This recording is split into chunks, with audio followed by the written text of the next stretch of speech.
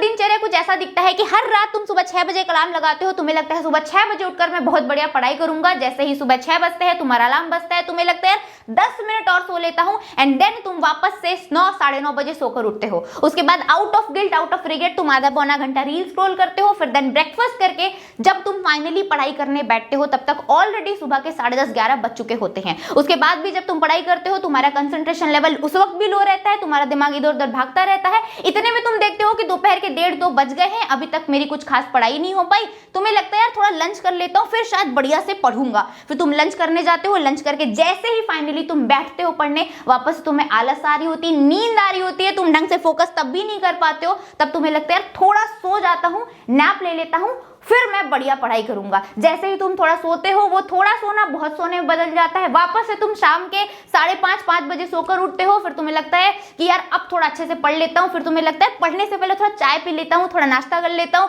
उतने में 6 साढ़े 6 बज जाते हैं। फिर फाइनली जब तुम पढ़ाई करने बैठते हो, तुम थोड़ा सा पढ़ते हो, 1-2 घंटे पढ़ते हो, बहुत बढ़िया जा रहा है, तुम्हें लगा यार 1-2 घंटे तो मैंने बहुत बढ़िया कर लिया, अब थोड़ा सा फोन देख लेता हूं। उसके बाद जैसे ही तुम्हारे हाथ में फोन आता है, उतने में 1 घंटे फिर से बीत जाते हैं, फिर से डिनर का समय आ जाता है, तुम डिनर करते हो। फिर तुम देखते हो अरे यार आज तो रात के 10:30 11 बज गए। तुम्हें लगेगा यार अब मैं वापस से नेक्स्ट डे सुबह 6 बजे उठकर पढ़ूंगा, एंड वापस से तुम वही 9 साढ़े 9 बजे सोकर उठते हो। फिर वही cycle repeat and repeat repeat and repeat होता जाता है, और इसी लूप में तुम फंसते चले जाते हो। और मेरी जान, अगर इसी लूप में तुम फंसे रह गए तो आई विल गारंटी दिस कि नेक्स्ट 75 डेज में भी तुम्हारा कुछ भी नहीं होगा और तुम कुछ भी नहीं कर पाओगे। और डॉक्टर तो क्या, तुम लाइफ में कुछ बन ही नहीं पाओगे तुम इस लूप में फंसे रह गए हो तो। लेकिन तुम अगर चाहते हो कि इस लूप को अपने जीवन से हमेशा के लिए मैं हटा दूं, देन मेरी जान ये वीडियो तुम्हारे लिए ही है।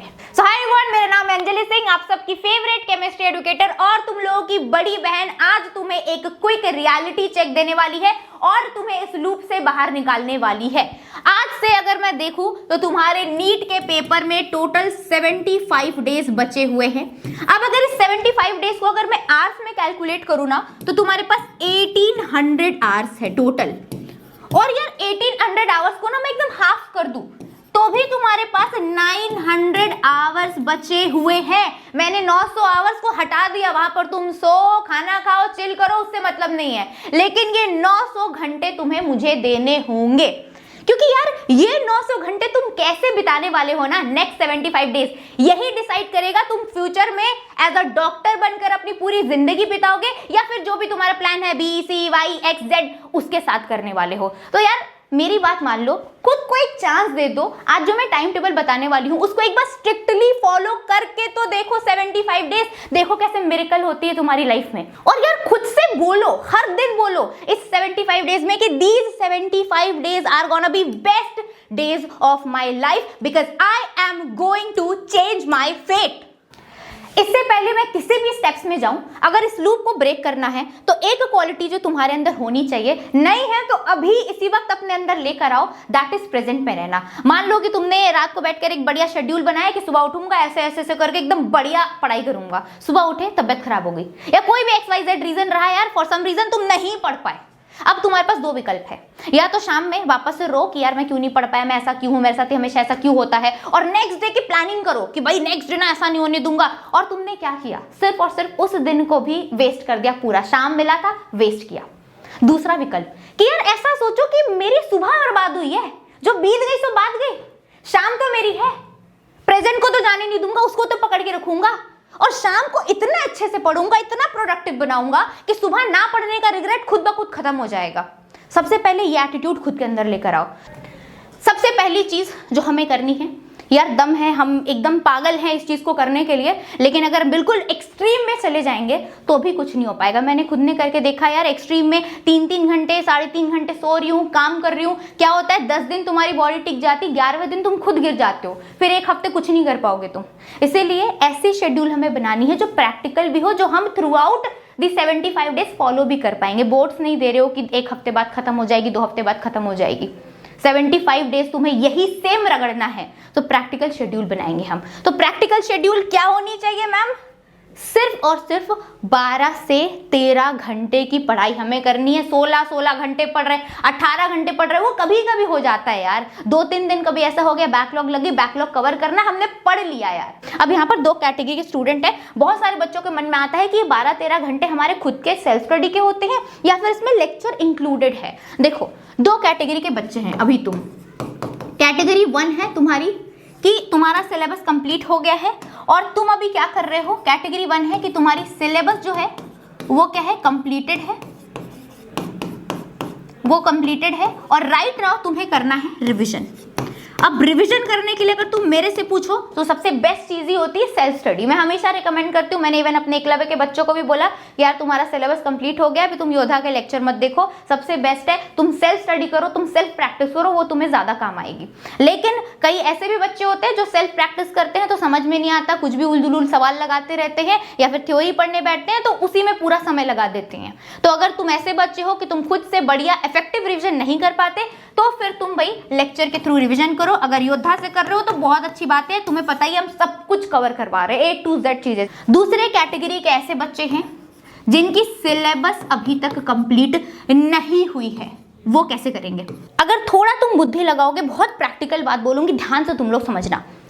2025 का जो पैटर्न है ना पेपर का, वो बहुत डिफरेंट है। वो कैसा है बोलो तो 16-17 में जैसे पैटर्न आते थे, अभी जो 24, 22, 23 में जो पैटर्न था, उन पैटर्न में ना 100% सिलेबस कवर करना होता था, बट 100% बहुत इन डेप्थ में नहीं करना होता था। ऊपर ऊपर ऊपर कर लो क्योंकि सवाल आसान आ रहे थे, कट ऑफ बहुत ज्यादा हाई जा रही थी, तो हमें सब कुछ करके जाना हो रहा था। लेकिन अब जो 2025 का पैटर्न आया यार, वो ओल्ड पैटर्न आया है नीट का।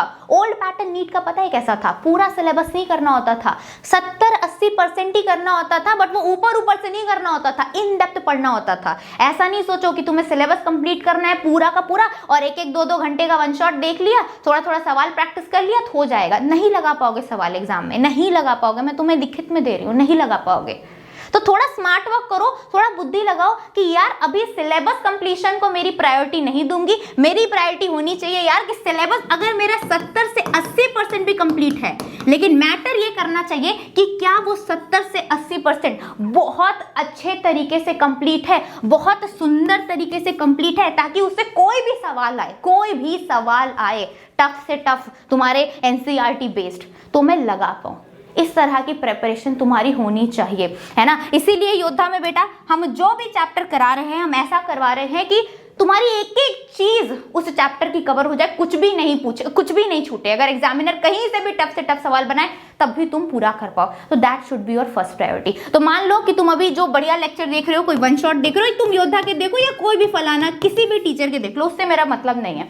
मेरा पॉइंट ये है कि बढ़िया डिटेल्ड वन शॉट देखो, 2 घंटे में, 1-1.5 घंटे में, इसमें मत जाओ।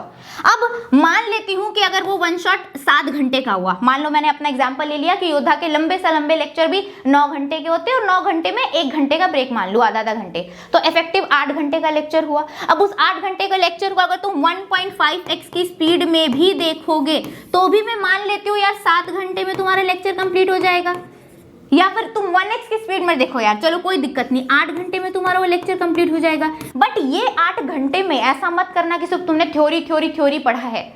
लेक्चर में खूब सारे क्वेश्चन प्रैक्टिस भी होने चाहिए, तभी ये 8 घंटा इफेक्टिव होगा। ठीक है जी, तो हमने मान लिया कि 8 घंटे हमने पूरा बढ़िया से एकदम लेक्चर देखा, डिटेल्ड वन शॉट देखा, जिससे हमारी सारी चीजें कवर हो गई। ठीक है, उसके बाद तुम्हारे हाथ में 4 से 5 घंटे है फॉर योर सेल्फ स्टडी। मैंने पहले ही बोल दिया 12 से 13 घंटे तुम्हें देने हैं, तो 4 घंटे मिनिमम तुम्हें देने हैं सेल्फ स्टडी के, 4 घंटे मिनिमम और 5 घंटे मैक्सिमम तुम्हारे होने चाहिए। नींद में कटौती अपने को नहीं करनी, ऐसा नहीं 7 घंटे पढ़ लेते हैं 4 घंटे सो जाएंगे, मर जाओगे 10 दिन बाद। तो नींद बढ़िया से लो, बढ़िया से 7 घंटे सोकर उठो। जब सोकर उठो उसके बाद मेक श्योर कि तुम अपने दिन का कोई भी टाइम वेस्ट ना करो, ये तुम्हारी प्रायोरिटी होनी चाहिए। सोने की कटौती मत करना। 5 घंटे सेल्फ स्टडी करो। सेल्फ स्टडी कैसे करना है? 8 घंटे का लेक्चर देखा, 2 घंटा तुम उस लेक्चर की PDF को पढ़ने में लगाओ। बढ़िया से नोट्स जो, अगर तुमने नोट्स बनाए हैं लेक्चर के दौरान, बहुत अच्छी बात है, एक बार उसको गो थ्रू करो, बढ़िया से एकदम रिवीजन कर लिया 2 घंटे। अब 2 घंटे क्वेश्चन प्रैक्टिस करो, बैठो बैठकर उसी लेक्चर के रिलेटेड जो भी उस लेक्चर के सवाल करो, पीवाईक्यू के सवाल करो, क्वेश्चन प्रैक्टिस करो 2 घंटे 4 घंटे में तुमने बढ़िया से एक चैप्टर को निपटा डाला। बच्चे इसी होड़ में रहते हैं यार कि अरे 75 डेज बाद मेरी एग्जाम है, मैं तो एक दिन में एक ही चैप्टर कर पा रहा हूं, अब मेरा सिलेक्शन कैसे होगा। नहीं मेरी जान, तुम्हारा ही सिलेक्शन होगा। फर्क नहीं पड़ता तुमने एक दिन में एक चैप्टर किया या 4, फर्क ये पड़ेगा कि उस एक दिन में तुमने उस चैप्टर को कितने बेहतरीन तरीके से किया है। तो टारगेट रखो एक दिन में मुझे एक ही चैप्टर करना है, बट उस एक चैप्टर को बहुत अच्छे से करना है। अब जो दूसरा डाउट होता है, जो बच्चे बहुत पूछते हैं कि मैम डे पढ़े, सुबह उठकर पढ़े या रात को, ये देखो ये बॉडी टू बॉडी डिपेंड करती है। किसी इंसान की बॉडी ऐसे वर्क करती है कि वो सुबह 4 बजे उठ के बेटर परफॉर्म कर पाते हैं, कोई ऐसे लोग होते हैं जो रात को बेटर परफॉर्म कर पाते हैं। तो तुम वो अपने अकॉर्डिंग देखो, और अभी का समय अपने शेड्यूल को चेंज करने की गलती मत करना कि मैं अगर मान लो तुम्हारा ऐसा शेड्यूल है कि तुम रात को देर तक जग के पढ़ रहे हो, तो ऐसा नहीं होना चाहिए कि यार अब मैं ना सुबह उठूंगा क्योंकि फलाना टीचर ने बोला है कि सुबह 4 बजे की जो पढ़ाई है ना उसका तो कोई मैच ही नहीं है। ये गलती मत करना, फिर 10 दिन और बाद बात करोगे शेड्यूल को फिक्स करने में। तो जो शेड्यूल है जैसा है उसी पर स्टिक रखो। बस एक चीज जो तुम्हारे अंदर होनी चाहिए, तुम्हारे सोने का और उठने का ये समय फिक्स कर लो, चाहे कोई सा समय है वो तुम अपने अकॉर्डिंग देखो, ये तुम्हारा फिक्स होना चाहिए, ये समय तुम्हारा फिक्स होना चाहिए। क्योंकि अगर ये फिक्स नहीं होगा तो फिर बॉडी में बहुत सारे हार्मोनल डिसबैलेंस होते हैं और बहुत सारी दिक्कतें होती है, फिर तुम्हें आलस आएगी, फिर तुम दिन भर सोते रहोगे। होता भी होगा, तुम्हें आलस आती होगी, इसी यही एक कारण है अगर आलस आती है तो, क्योंकि तुम्हारे सोने का उठने का समय फिक्स नहीं है। ठीक है, दूसरी चीज, जो बच्चे सुबह उठकर पढ़ना चाह रहे हैं वो एक काम क्या करो, मैं पता मैं क्लास 12th में थी ना, तो मैं क्या करती थी, मैं अपनी मम्मी को बोल देती थी कि मम्मी मैंने ना सो के उठा देना, और अगर मैं ना उठूं सुबह 5 बजे तो तुम्हें बस ये डायलॉग देना है मुझे कि ये लड़की कुछ नहीं कर पाएगी, इससे कुछ नहीं हो पाएगा। जैसे ही मैं वो सुनती थी ना, मैं ऐसे उठ के बैठती थी, मैं कहती थी कैसे नहीं, मेरे से कुछ होगा, मेरे से ही सब कुछ होगा। तो आप भी ऐसा करो, अपने भाई बहन को, अपनी मम्मी को, पापा को, किसी को भी बोल दो कि पापा मुझे सुबह 5 बजे उठा देना, और अगर मैं ना उठूं ना तो मुझे बोलना तेरे से नहीं होगा, तू कभी जीवन में डॉक्टर नहीं बन पाएगी, तू कभी डॉक्टर नहीं बन पाएगा। देखना कैसे उठोगे। 5वां पॉइंट जो सबसे इंपॉर्टेंट पॉइंट है, जब तुम सेल्फ स्टडी कर रहे हो तो सेल्फ स्टडी के दौरान कितना प्रोडक्टिव रह रहे हो, ये बड़ा इंपॉर्टेंट है यार। कई बार हम सेल्फ स्टडी करते हैं 5 घंटे, बट उस 5 घंटे में हम सिर्फ एक पेज, एक पन्ना एनसीईआरटी का कर रहे होते, कोई मतलब नहीं होता, 5 घंटे वेस्ट हो जाते हैं। तो इफेक्टिव स्टडी करना बहुत बहुत बहुत ज्यादा इंपॉर्टेंट है। कैसे इफेक्टिव स्टडी करेंगे? स्टेप 1, फोन को फेंक दो। अब कैसे फेंकना है, ध्यान से सुनो। जब भी पढ़ाई करने बैठो, तुम्हारे टेबल के आसपास तुम्हारा सेल फोन नहीं होना चाहिए। पता नहीं तुम कैसे फोन रख के पढ़ाई करते हो यार, मेरे से ही पढ़ाई नहीं हो पाती। मैं पढ़ रही हूँ, बगल में फोन है, मैं उठा लूंगी कभी ना कभी। फोन सबसे पहले फेंको। क्या करोगे यार, फोन को फ्लाइट मोड पर डालना है, कबर्ड खोलना है, फोन को रखना है, चाबी लगा के बंद। नहीं कर पा रहे हो, मम्मी को दे दो, जमा कर दो, पापा को दे दो, बोल दो 5 घंटे बाद देना फोन मुझे। स्टेप 2, टिक कर बैठना सीखो। टिक कर, कई बार होता है यार कि हम पढ़ाई करने बैठते हैं लेकिन टिकते नहीं है एक जगह, है ना। आधे घंटे पढ़े, लगा यार एक बार दोस्त का कॉल था यार, उसको बड़ी इंपॉर्टेंट मेरे से बात करनी थी, एक बार बात कर लेते हैं। अच्छा, अरे यार मम्मी बोल रही थी वो किचन का काम कर, एक बार उधर ही चले जाते हैं। अच्छा, वहां पर मुझे बाहर भी तो जाना था, एक बार वो कर लेते हैं। कुछ भी नहीं है, थोड़ा छत से एक बार राउंड काट के आ जाते हैं। नहीं नहीं नहीं, टिक कर बैठो। वो राउंड काटना, वो 10 मिनट का ब्रेक कैसे 1 घंटे का ब्रेक बन जाता है, फिर तुम पछताते हो, वो तुम ही जानते हो। वो नहीं करना है, टिक कर बैठना यार। 5 घंटे, कम से कम 3-4 घंटे तो टिक कर बैठो। एक बना लो रूल कि भाई जब मैं पढ़ाई करने बैठूंगा 3 घंटे से पहले मैं हिलूंगा नहीं। पानी की बड़ी बोतल अपने पास रख लो, कुछ खाने पीने का छोटे छोटे सामान अपने पास रख लो कि थोड़ी बहुत हल्की भूख लेगी तो मैं वहीं पर बैठ के खाऊंगा। ये होना चाहिए। Step 3, small slot study. अब यहां पर तुम्हें क्या करना होता है, तुम्हारे साथ होता भी होगा कि तुमने बोला कि यार 5 घंटे में ना मैं ये चैप्टर कंप्लीट करूंगा, लेकिन तुम सिर्फ 2 ही पन्ने पढ़ते हो। कारण क्या है यार, ये साइकोलॉजिकल थिंग है। जब तुम्हारे ब्रेन को ये लगता है ना कि यार मेरे पास बहुत समय है किसी काम को करने को, तो तुम्हारा ब्रेन बहुत आराम आराम से सुस्ती से करता है, टालता रहता है, टालता रहता है, टालता रहता है, क्योंकि तुम प्रेशर में आके नहीं पढ़ रहे हो। राइट, यही सेम चीज तुम्हारे टेस्ट में भी होती है कि क्लास में सवाल लग जाते हैं, बट टेस्ट के दौरान तुम प्रेशर में रहते हो, प्रेशर झेलना तुमने सीखा नहीं, तो तुमसे सवाल नहीं लगते। इसीलिए इस टेक्निक को अपनाओ। क्या करोगे तुम, अलार्म लगा लोगे, एक अलार्म क्लॉक खरीद लो, नहीं पैसे है कोई दिक्कत नहीं, घड़ी के पास बैठकर पढ़ो, स्लॉट्स बना लो कि इस 15 मिनट का स्लॉट्स, 15 मिनट ऐसे स्लॉट्स बना लो कि इस 15 मिनट में मुझे एनसीईआरटी का ये पैराग्राफ पढ़ना ही पढ़ना है। अब क्या तुम्हारे पास प्रेशर आ गया ब्रेन में कि 15 मिनट में I have to complete this, तो तुम्हारा ब्रेन इधर उधर नहीं भागेगा, तो डिस्ट्रैक्शन जो हो रही थी वो खत्म हो गई, माइंड में जो बातें चल रही थी वो खत्म हो गई। क्यों? क्योंकि तुम्हारा पूरा फोकस चल गया कि 15 मिनट में मुझे ये चीज खत्म करनी है। 15 मिनट हुए, खत्म हुआ, मजा आया। नेक्स्ट फिर से 15 मिनट्स, अच्छा 15 मिनट्स में ये पैराग्राफ, कोई पैराग्राफ बड़ा है, इसको मैं 20 मिनट्स में कंप्लीट करूंगा, गेम की तरह लो। अब मैं आ जाती हूं एक बार तुम्हारे केमिस्ट्री सीरीज पर। तो योद्धा सीरीज चल रही है, केमिस्ट्री में हमने ऑलरेडी ऑर्गेनिक केमिस्ट्री पूरी बढ़िया से कंप्लीट कर डाली है। हमने एटॉमिक स्ट्रक्चर कर ली है, हमने पीरियोडिक टेबल कर ली है, केमिकल बॉन्डिंग कर ली है, पूरी की पूरी ऑर्गेनिक केमिस्ट्री ऑलरेडी कर ली है। ऑर्गेनिक नहीं किया है तो जाकर देख सकते हो, बहुत अच्छे से कंप्लीट कराई है। एनसीईआरटी की सारे लाइंस कवर्ड है, एक एक चीज पढ़ाया है, बिल्कुल डिटेल में पढ़ाया है, प्लस नीट के क्वेश्चन, जेईई मेंस के क्वेश्चन, एम्स के क्वेश्चन, एडवांस के question, NCERT exercise, back exercise, सारे सवाल मैंने करवा रखे हैं। एक बार जाकर चेक करो। केमिस्ट्री के साथ साथ तुम्हारे फिजिक्स की सीरीज, बॉटनी, जूलॉजी सबकी सीरीज चल रही है, बिल्कुल फ्री ऑफ कॉस्ट, सब कुछ डिटेल में करा रखा है, जितना करा सकते थे सब कराया है तुम्हारे सिलेक्शन के लिए। सिलेक्शन छोड़ो, अच्छे से अच्छा मेडिकल कॉलेज चले जाओगे अगर तुम इसको अच्छे से फॉलो करते हो तो, ठीक है। केमिस्ट्री की बात करती हूं मैं। केमिस्ट्री में inorganic chemistry I am going to start Monday को। फर्स्ट लेक्चर है इनऑर्गेनिक केमिस्ट्री की, कोऑर्डिनेशन कंपाउंड की, सुबह 11 बजे से होगी आपकी क्लास। उसके बाद फिर हमारी जो क्लास रहेगी नेक्स्ट डीएनए ब्लॉक की रहेगी, एंड देन आपकी रहेगी पी ब्लॉक की।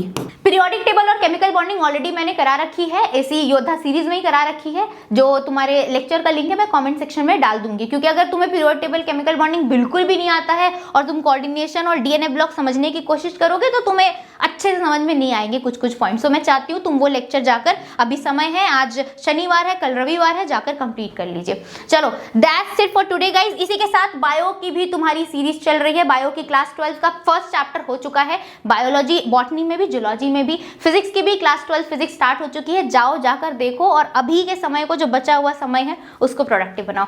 That's it for the video. अच्छे से पढ़ाई करते रहो यार। I love you. मिलते हैं नेक्स्ट वीडियो में। Bye bye.